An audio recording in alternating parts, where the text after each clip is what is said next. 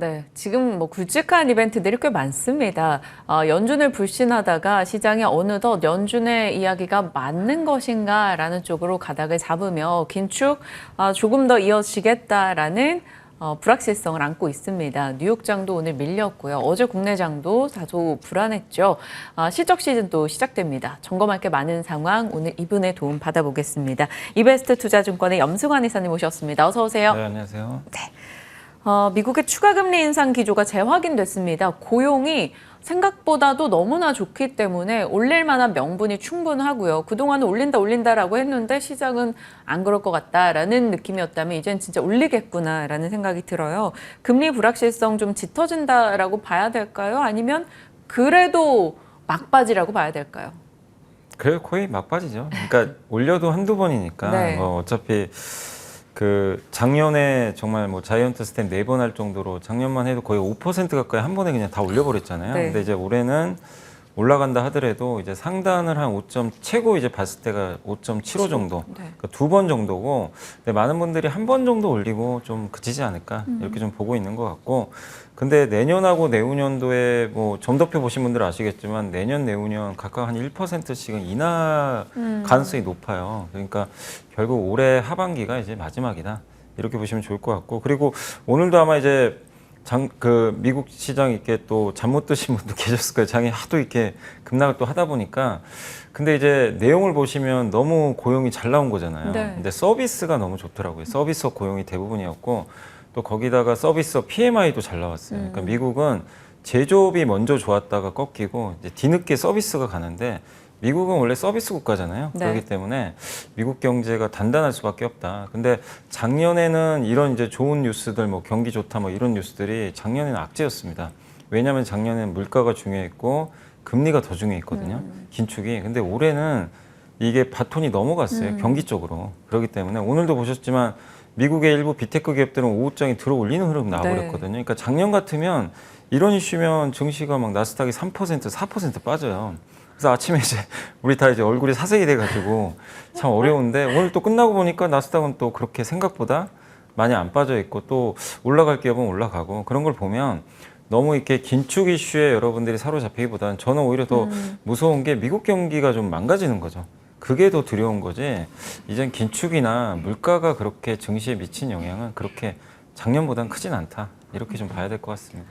그랬기 때문에 또 뉴욕장이 말씀하신 대로 장 중후반에 낙폭을 확 줄인 거겠죠. 경기가 견고하다라는 게 힘이 돼주는 올해라는 점 저희 짚어가겠습니다.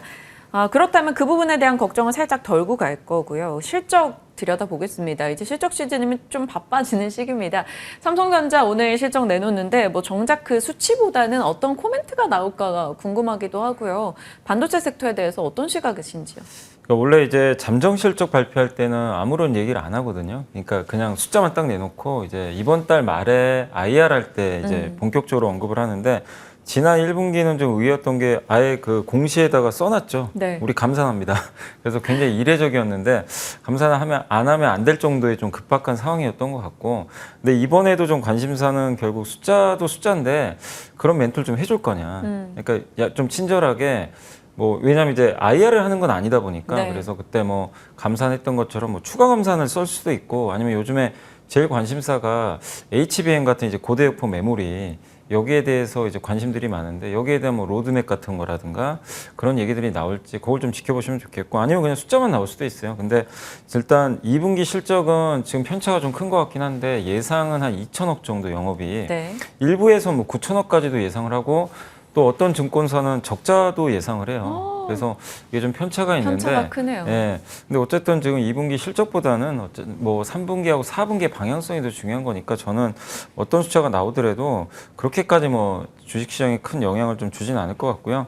일단 이제 앞으로 좀 관전 포인트는 결국엔 지금 시장이 이렇게 삼성전자도 좀 올랐다가 약간 좀 쉬어가는 이유 중에 하나가, 공급도 줄이고 감산도 하고 HBM 같은 새로운 수요가 나온 것까지는 오케이, 이건 좋다 이건데, 전통적인 수요가 지금 살아나질 않아요. 그러니까 DDR4라 그러죠. 네. 이 스마트폰이나 예전 데이터 센터나 PC에 들어가는 이쪽이 우리가 생각했던 것보다 수요가 훨씬 지금 아직도 안 좋더라고요. 근데 이게 돌아서야 되는데 그 과정에 있어서 좀 약간 주가가 약간 좀 이렇게 쉬어가는 흐름이 좀 나오는 것 같아요. 그래서 이 수요가 언제쯤 좋아지느냐. 근데 그러려면 결국 중국 경기가 좀 살아나야 되는데 네. 그게 좀 뒷받침이 안 돼서 여기서 한 단계 더 레벨업이 좀 안 되고 있는 것 같습니다. 그래서 여전히 뭐 제 개인적으로는 지금도 삼성전자가 PBR 기준으로 비싼 건 아니거든요. 비싸진 않기 때문에 비중 확대 여기는 맞지만 이 수요 개선이라는 게 좀 한번 이게 시그널 좀 줘야 한 단계 더 레벨업 하지 않을까. 일단 이렇게는 좀 보고 있습니다. HBM 쪽 질문 좀 드려보고 싶어요. 뭐 삼성이나 하이닉스나 이쪽으로 투자하겠다라는 강력한 의지 드러내놓고 뭐 GPU 얘기 계속 나오니까 이쪽 기대감이 분명합니다. 그런데 챗GPT 뭐 좀 사용자가 좀 줄었다 이런 얘기 나오면서 어제 반도체 같이 이제 미중 갈등이랑 밀렸거든요. 요럴 때 매수 기회로 보시는지 궁금합니다. 근데 이 방향성이 저는 바뀌었다고 보진 않고요. 네. 이 많은 기업들이 지금 엔비디아의 GPU를 쓰는 이유가 무조건 뭐 우린 챗 GPT만 하겠다 그건 또 아니고 챗 GPT도 하나의 중요한 이제 그 사업인데 그것뿐만이 아니라 이제 슈퍼컴퓨터 도조도 생산한다고 이제 밝힌 것처럼 일단 이제 자율주행에도 이런 이제 인공지능 칩들이 굉장히 많이 들어가는데 이 인공지능 칩이라는 게 반드시 그게 뭐 GPU만 필요한 게 아니라 거기에 반드시 메모리가 보조 역할을 좀 해줘야 되니까 그래서 HBM의 사용처는 굉장히 많이 늘어날 수밖에 없다. 이렇게 좀 보고 있고 그래서 저는 이제 사이클은 좀 시작이 됐고 다만 기업들이 일부 후공정 회사들이 너무 많이 올랐어요. 단기간에. 네. 좀 과할 정도로. 그러니까 좀 열을 식히는 그런 기간 조정은 좀 불가피하다. 그게 또 어제 나왔던 그 챗GPT 사용자 수 좀 감소. 이게 좀 약간 울고 싶은데 좀 뺨을 좀 때린 것 같아요. 약간. 그래서 지금은 좀 단기 조정은 좀 나올 것 같고 그래서 거기서 옥석 가리기 좀 하셔가지고 좀 확실히 검증된 회사 있잖아요. 뭐 엔비디아에 직접 납품을 한다거나 뭐 TSMC 쪽에 납품을 한다거나 아니면 삼성이 하는 사업이나 SK 하이닉스가 하는 그 후공정 사업에 좀 정확하게 일치하는 네. 그런 기업으로 잘 고르셨으면 좋겠고 그리고 좀 약간 소외받는 게 전공정 섹터는 잘 못 가고 있어요 요즘에 이제 후공정이 너무나 이제 부각받다 보니까 반도체에서 그래서 전공정 쪽에서 뭐 EUV 관련주라든가 아니면 그 식각 장비 만드는 이제 그쪽에 관련된 뭐 부품 회사라든가 이런 쪽에 관련된 기업들은 뭐 약간 소외는 받고 있지만 방향성은 전 명확히 이쪽도 계속 좀 투자는 늘어날 거라고 좀 보고 있거든요. 그래서 전공정 장비나 소재 업종도 이렇게 좀 부진할 때 좀 미래를 보고 담아보자라고 말씀드리겠습니다. 긴 텀으로 봤을 때는 어차피 나노 경쟁은 계속하게 될 거고 그렇다면 미세공정 얘기 속에서 전공정도 여전히 한 몫을 하고 있기 때문에 그 부분도 지금 이럴 때 좀 천천히 공부를 해보자라고 받아들일 수가 있겠습니다. 자, 자동차 2차 전지보다 이번 주 뜨거웠던 거 골라보라고 한다면 자동차 쪽인 것 같아요. 반도체 2차 전지보다 뜨거웠던 건 자동차 부품 뭐 성우하이텍, 서현이와 SL 이런 종목들 화신도 그렇고 다 너무 괜찮았거든요. 이쪽은 어떻게 보셔요?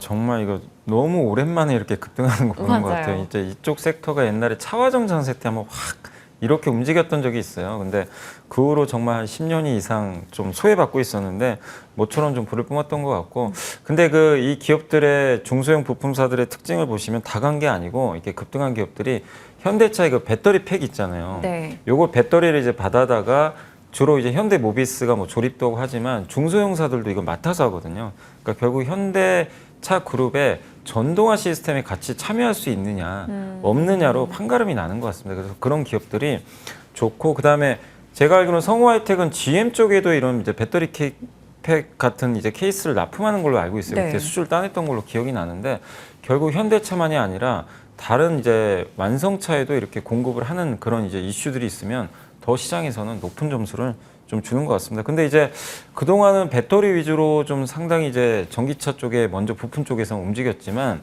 이제 본격적으로 자동차들이 24년, 25년으로 가면 생산이 들어갈 거예요. 전기차가. 특히 현대차도 24년 하반기, 25년부터는 뭐 포드나 GM 같은 이제 큰 기업들도 본격 양산을 시작하거든요. 네. 그럼 결국 거기에도 이 배터리에 관련된 시스템들이 많이 들어갈 수밖에 없죠. 그래서 부품사들로 상당히 좀 좋은 사이클이 나올 것 같고 또 매력적인 건 이렇게 올라도 주가가 굉장히 또 저밸류예요. 그동안 워낙 눌려 있어가지고 그리고 오늘도 보니까 미국 증시에서 자동차 부품사들이 꽤 올랐어요. 투자 의견이 올라가가지고 그래서 이건 꼭 한국만 이렇게 좋은 게 아니라 미국 시장에서도 차 부품 회사가 좀 뒤늦게 좀 각광을 받고 있습니다. 그리고 자동차 부품만이 아니라 요새 또 전장 부품 얘기 많이 나오잖아요. 그래서 전장 부품은 하면 뭐 카메라도 있을 거고 MLCC도 있을 거고 뭐 FPCB도 있을 거고 되게 다양한데 IT 기업들 중에서 스마트폰 비중이 높은 기업보다 이렇게 전장 자동차 쪽으로 좀 다변화해가지고 그쪽 비중을 높이는 그 IT 기업들이 있어요. 얼마 전에 기사 보니까 이제 자동차 전장 부품 시장이 스마트폰 부품 시장 추월한다.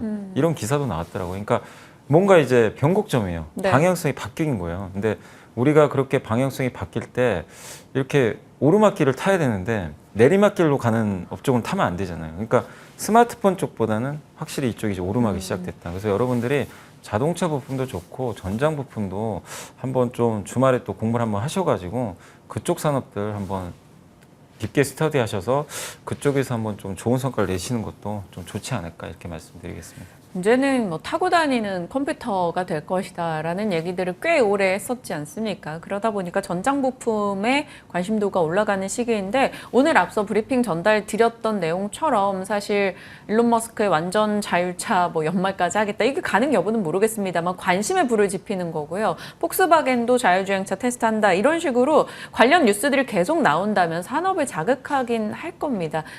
정리해드렸던 이 전장 부품사들 한번 더 체크해 보시길 바랍니다. 자, 중국 관련한 종목들, 뭐 중국 경제 기대감이 이렇게까지 떨어지다 보니까 뭐 그쪽의 기대를 저희가 낮춰갈 수밖에 없긴 한데 종목들이 너무 소외되니까 이게 좀 그래요. 그러니까 너무 좀 이게 아쉽죠. 이게 올해 이제 리오프닝 하면서 중국도 좀 중국 관련주도 좀 괜찮지 않을까 이렇게 보신 분들도 많았고, 근데 좀 생각보다 중국 경기가 예상보다 너무 좀 안 좋은 상황이고, 특히 그 원인 중에 하나가 뭐 중국의 뭐 구매력이 떨어진 것도 있겠지만 지금 미국이 공급망을 다 지금 막아버리고 있잖아요, 사실은.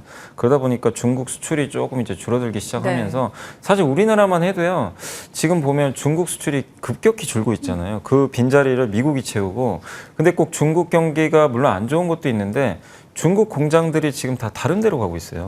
그러니까 옛날처럼 우리가 중국 공장으로 보내서 중국에서 미국으로 가는 게 아니라 지금은 저기 뭐 인도로 갈 수도 있고 다른 나라 공장을 통해서 지금은 그러니까 제3국을 통해 가지고 미국으로 가는 이 사이클이 나오고 있다 보니까, 그러니까 이게 중국의 비중이 줄어들 수밖에 없는 상황이고, 근데 중국 비중이 높은 기업들은 그런 현상 때문에 좀 고생을 할 수밖에 없는 거죠. 그래서 지금 중국 뭐 소비주라든가 또 아니면 또 우리나라 같은 경우 지금 현재 내수주들은 정부가 계속 가격 규제를 좀 하고 있잖아요. 뭐 통신사라든가 음식료 업종. 그러니까 이런 것들은 이 기업들이 아무리 실적이 좋아도요, 투자자들이 봤을 때는 뭔가 좀 불편하거든요. 네. 그러다 보니까 여기보다는 차라리 미국 비중 높고 성장하는 쪽으로 가자. 그래서 지금 극과 극의 좀 차별화가 좀 심한 상황인데, 다만 그래도 여기서 뭐 너무 실망하는 것보다는 저는 한 번에 회복은 좀 그래도 나온다고 좀 보고 있고, 특히 국내 소비 심리 지수가 13개월 만에 또 반등도 했더라고요. 그래서 국내 소비도 조금씩 하반기부터는 좀 살아날 수 있고, 또 앨런 지금 재무장관이 방중을 시작을 했잖아요. 중국에 갔기 때문에 원래 그분이 또 굉장히 비둘기적인 분이라 또 이 어떻게 보면 대중과의 좀 갈등이 좀 심한 상태에서 뭔가 좀 유연하게 또 풀어낼 수도 있거든요. 잘 그러면 달랠까요? 그러면 저는 좀 한 번에 또 중국주들도 반등이 나온다고 좀 보고 있기 때문에 지금은 조금 기다려 보자라는 좀 그런 좀 시각이고, 어쨌든 물론 이게 미국과 중국의 지금 상황이 이거 뭐 만난다고 해서 당장 좋아지는 건 아닙니다. 근데 이런 느낌은 들어요. 서로 막 싸우다가 조금 화해하자. 특히 미국은 내년에 선거가 있거든요. 그러다 보니까 이 모양새가 좀 안 좋거든요. 너무 이대로 가면. 그래서 일단 조금 휴식을 좀 하자라는 그런 측면에서 좀 만나는 것 같아요. 그래서 그러면 만났으면 뭔가 결과물은 나와야 되잖아요. 네. 그래서 어쨌든 만나는 것 자체가 좀 뭔가 좀 좋은 이슈로 좀 전개되지 않을까 이렇게 좀 생각은 하고 있습니다. 아무것도 없는 빈손이 아니길 저희 바라보겠습니다.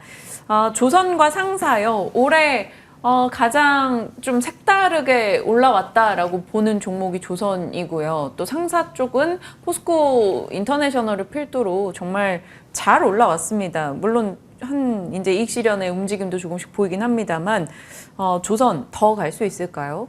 그러니까 조선 상사가 이 트렌드가 바뀌지 않는다면 더 간다고 봐야 될 것 같아요. 무슨 트렌드냐면 둘 다 비슷한 게 탈세계와 공급망 이슈. 요거에 수혜줍니다. 특히 조선은 공급망 이슈 중에 어디에 수혜를 받았죠? 미국이 유럽에 LNG 선으로 수출하잖아요. 그러니까 러시아가 LNG 그 천연가스 차단한 게 결국엔 부메랑이 돼가지고 우리나라 이제 조선사에 오히려 이 좋은 효과를 좀 냈던 거죠. 그래서 이게 결국 공급망 재편이고 탈세계의 하나의 원인이었고 상사주들 마찬가지 아닙니까? 지금 중국의 공급망을 깨니까 공급망을 다변화하는 가운데서 그럼 공급망 역할을 또 이 개척하는 역할을 바로 네. 상사주들이 좀 하는 역할이고 특히 포스코인터는 포스코 그룹 자체가 지금 2차 전지에 엄청난 투자를 하죠. 거기에 공급망 역할을 또 해주고 있어요. 그래서 이 조선과 상사는 결국에 이런 흐름이 갑자기 뒤바뀐다. 그러지 않는 한은 저는 스토리가 굉장히 좀 잘 맞기 때문에 간다고 보고 있고 그리고 아시겠지만 조선 상사가 13년 정도 아마 소외받은 거 알고 계세요? 13년 동안 거의 그냥 이렇게 죽어 있는 섹터였어요.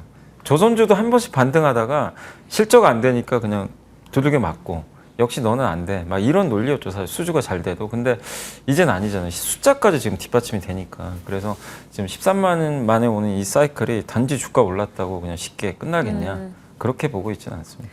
제가 방송 13년 차거든요. 그러니까 제가 방송한 내로 이 상사와 조선이 이렇게까지 관심을 받았던 적이 없기는 합니다. 13년 만에 찾아온 이 순간이 좀 더 이어지길 바라보겠습니다. 자, 이제 7월, 8월 여름경에 저희가 주목해야 되는 섹터 어디가 될지 궁금합니다. 이미 조금 힌트를 받은 건 조선, 그리고 반도체인데 더 있을까요? 일단 이제 계속해서 좀 성장하는 쪽을 좀 봐야 될 것 같고 또 이제 숫자가 나올 시기잖아요, 2분기. 그래서 여러분들이 2분기 숫자 잘 보시고 잘 나왔는데 이 연속성이 있는 기업들은 주가가 좀 올라왔다 하더라도 계속해서 좀 관심을 가져보시면 좋겠고 반도체 조선 여전히 좀 좋게 보고 있는 가운데 이번에 실적 중에선 그 다음에 또 이 저가 항공사들 있잖아요. 저비용 항공사가 아마 숫자가 좀 잘 나올 것 같고 네. 여전히 항공기 공급이 좀 부족하다고 하더라고요. 그래서 이게 단순한 그냥 사이클 같지는 않아요. 그래서 저비용 항공사도 여전히 좀 긍정적으로 보고 있고 또 기계업종 특히 이제 굴삭기 관련된 부품주들 이쪽도 지금 미국이 계속 지금 설비 투자하잖아요. 공장 짓고 이 사이클이 그냥 이대로 쉽게 끝나고 말 사이클이 아니고 내년 또 선거도 있고 바이든이 계속 이어진다면 저는 이 사이클 계속 간다고 보거든요. 그래서 굴삭기에 관련된 그러니까 기계 쪽에서는 아마 굴삭기 관련된 기업들도 한번 숫자들 한번 체크해 보시고 대응을 해보시면 어떨까라고 좀 말씀드리겠습니다. 네, 몇 종목 머릿속에 이렇게 스쳐 지나가는데 말씀 주신 대로 그 스토리 따라서 또 관심 가질 만한 기업들이 무엇이 있을까 같이 공부해 나가도록 하겠습니다. 자, 오늘 또 한 달 혹은 두어 달간의 저희가 장기 방향을 놓고 공부해볼 만한 내용들 많이 전해주셨네요. 이베스트 투자증권의 염승환 이사님과 함께했습니다. 고맙습니다. 네, 감사합니다.